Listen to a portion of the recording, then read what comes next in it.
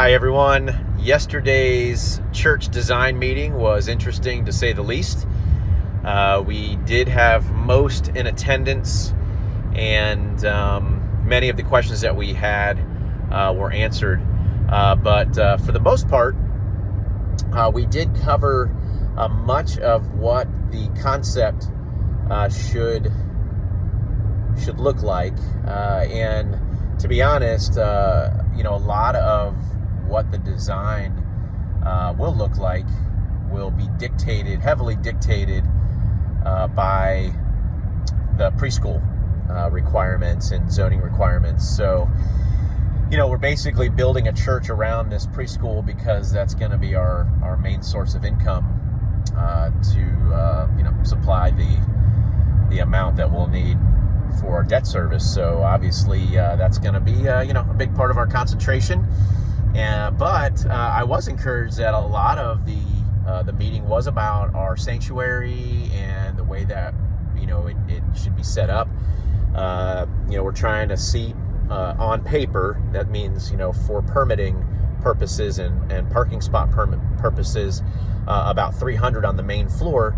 And an idea came up, I think it was from Tom Vick from Solomon Foundation, that maybe we can install a mezzanine, which could accommodate 100 more individuals for service, which would be really neat. But that mezzanine would not be finished until we needed it. So it would be installed, but then it would be closed off until we needed it and really counted as additional storage for us for the meantime. But if we did outgrow 300 seats, and I should say when we do, then we can open that section up and be able to seat 100, 150 more people. And by that time, we will be figuring out as we go additional parking on grass and all that. So, neighbor parking, things like that, because we'll probably figure out a lot of that when we have large services or special events. So that was one of the really encouraging ideas. Another idea was to make sure that preschool is in the back, faces the back corner, that the building itself will probably be closer to the Broadway side, so that way we would have even more room between us and our residential neighbor, who has been a bit concerned. I've received a few emails from him and a little back and forth. I mean, they've been great, but at the same time, you can't help but be a little concerned that there's going to be a preschool and a church built right next door. So, it might be able to necessitate some of the distance that we need, some of the requirements that we'll need to lower, any kind of distractions that might come his way. But the good thing is preschool is a daytime activity, not a nighttime activity. So, we should be fine with that. Some of the other questions were, we're still talking about footprint as far as the size of the building on the ground. So we'll most definitely be going 2-story. We also found that the requirements for the preschool with Nelson will be close to 9,000 square feet. And that would, most definitely have to go 2-story. But we're finding out if the 3-year-old age will be able to go upstairs. If they can, then that will open up a lot more room for us. If not, then we'll have to make sure that all the offices go upstairs and some shared space will be up there to accommodate his needs for, to be able to get as many kids as that he's hoping for, so that, we can maximize that space for income purposes. But as far as the joining of the team, the unity of the team, it really went well. I mean, there was a great fluid conversation. Jeremy did just an amazing job coming up with additional ideas for things like underground sewer options or water retention. Sorry, not sewer, but underground water retention options, like below play fields and parking lot. So, which would open up some opportunities to have more space and not so much stormwater retention areas that are designated areas that can only be used for that. So that was encouraging. And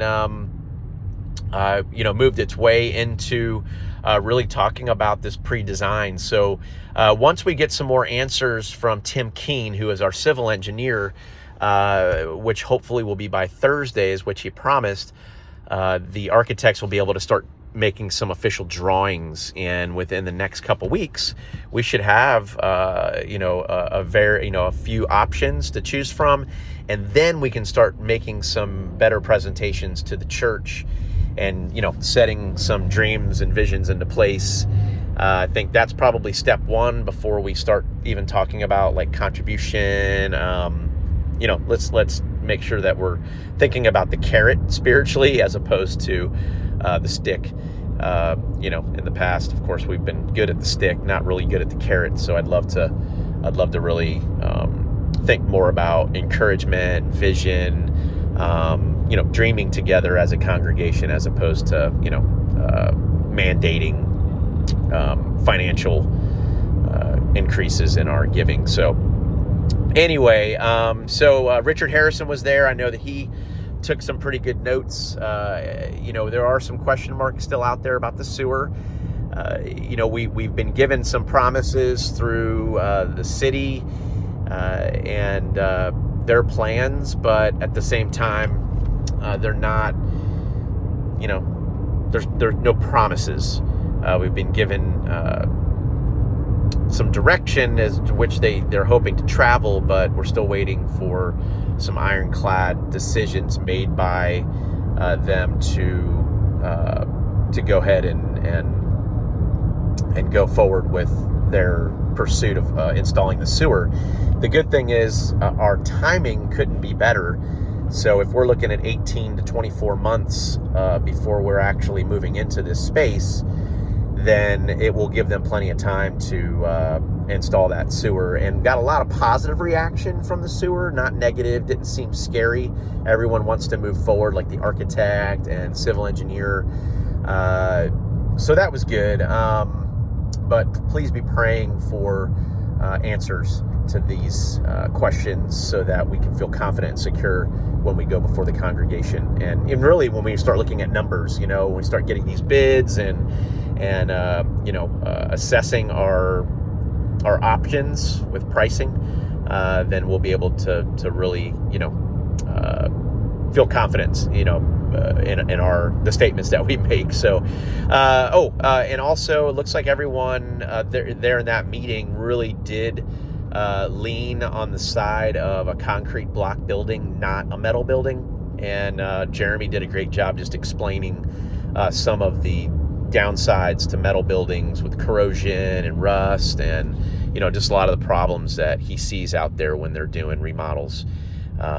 So concrete blocks probably the direction that we're going to go in, and we're going to look to save money on other parts of the project. So anyway, that's the latest and greatest. I'd love to answer any questions that you have. I probably didn't sum up I didn't give you all the details because I probably just don't remember them at this point, but we can definitely go into a little bit more detail at the next board meeting. Love you all. Have a great day, and hope this message was helpful. Take care.